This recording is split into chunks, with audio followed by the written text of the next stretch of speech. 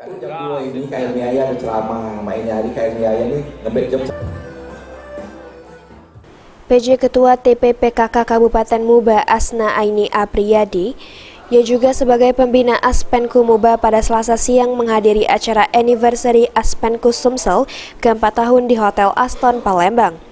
Dalam kegiatan tersebut, Aspenku Muba memperkenalkan budaya Musi Banyuasin, yakni parade senjang yang merupakan kebudayaan khas Kabupaten Musi Banyuasin.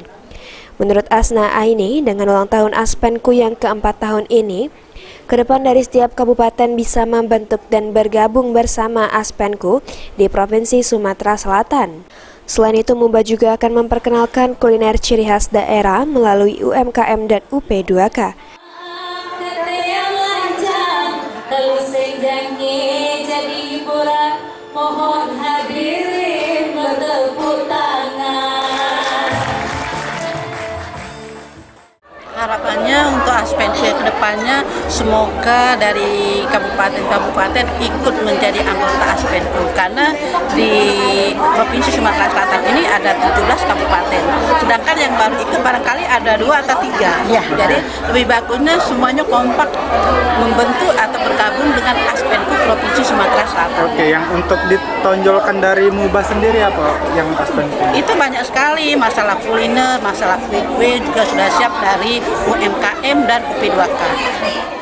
Sementara menurut Rohma Amelia, Ketua Aspenku Lampung, kegiatan anniversary Aspenku sangat luar biasa, mendapat dukungan dari pemerintah kota maupun provinsi, sehingga dirinya berharap Aspenku di Bandar Lampung juga bisa seperti yang ada di Sumatera Selatan, agar nantinya Aspenku bisa hadir di seluruh Indonesia.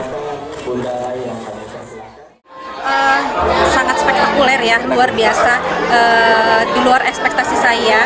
Benar-benar support pemerintah Sumatera Selatan, khususnya instansi pemerintah yang luar biasa untuk Aspenku, dan semoga harapan saya di Bandar Lampung, di Lampung, Aspenku ini akan sama seperti di Sumatera Selatan yang di dalam naungan Bunda, dalam bimbingan Bunda.